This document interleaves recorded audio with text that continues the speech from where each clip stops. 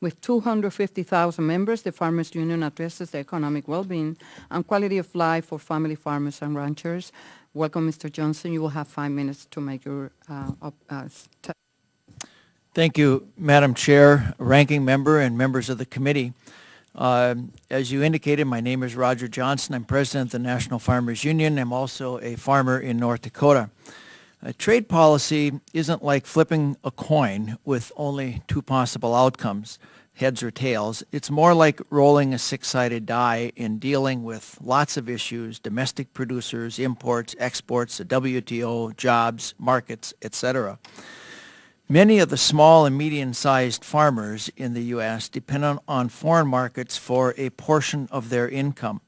Exports are very important to agriculture. 72% of our cotton is exported, 63% of almonds, for example, 40% of our food grains, and the list goes on.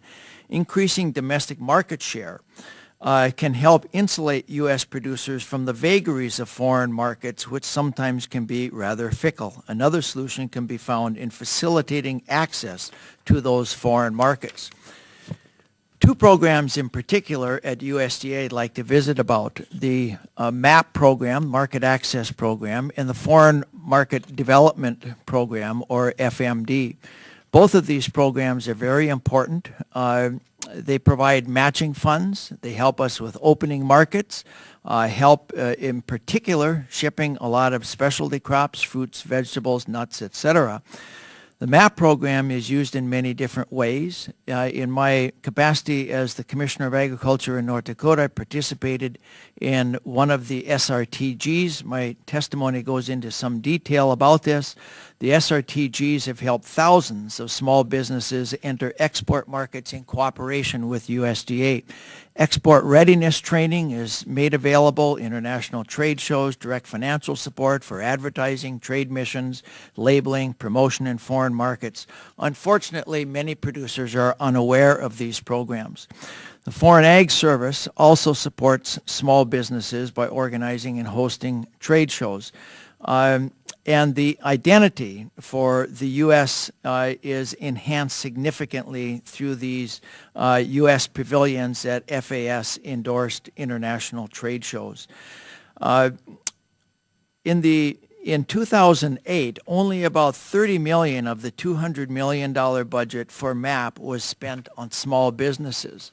We would argue that a larger percent of that total should be spent on small businesses. We need to do even more to ensure available federal dollars are being maximized to help small producers and companies. We need to set aside a majority of the money for these kinds of producers.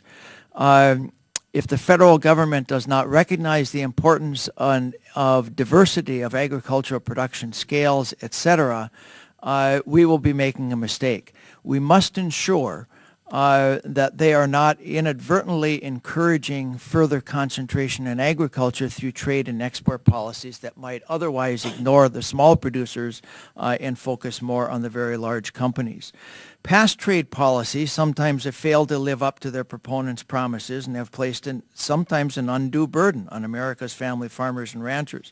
The U.S. trade deficit today is over $400 billion. Current trade policies are often not adequate in addressing issues like currency manipulation, environmental standards, labor standards, food safety issues, and other. There are two pieces of very important legislation I would draw your attention to on page 5 of my testimony. H.R. 4645, sponsored by Chairman Peterson, would open up additional business opportunities to Cuba, and also the Trade Act, which would largely help enforce existing trade agreements and help to bring some sense of coherence to the various foreign policies that we have in the country. National Farmers Union is a member of the International Federation of Ag Producers. Some 100 countries are members of this. We believe, as does IFAP, that every nation has the right to food security and should be allowed the ability to provide it for themselves with domestic production and with reliable trading partners. We need to do a better job of aligning our humanitarian economic development policies with our trade policies so they do not work at cross purposes. On page 6 of my testimony, I spent some time talking about jobs.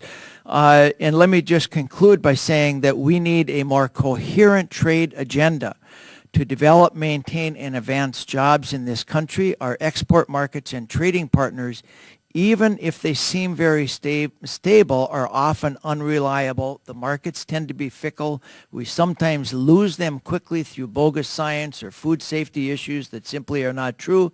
And so we need to do what we can to try and focus on these issues. I provide a number of examples with respect to that. Finally, let me say that real growth in U.S. exports will come with the economic growth in other countries as they achieve the ability to pay for better diets. In many cases, that means allowing other countries to support their farmers and protect their markets from world dumping. Thank you. Thank you, Mr. Johnson. Our next witness is Dr. Gary Clyde Hofbauer. He is a Regional Jones Senior Fellow with the Peterson Institute for International Economics. Dr.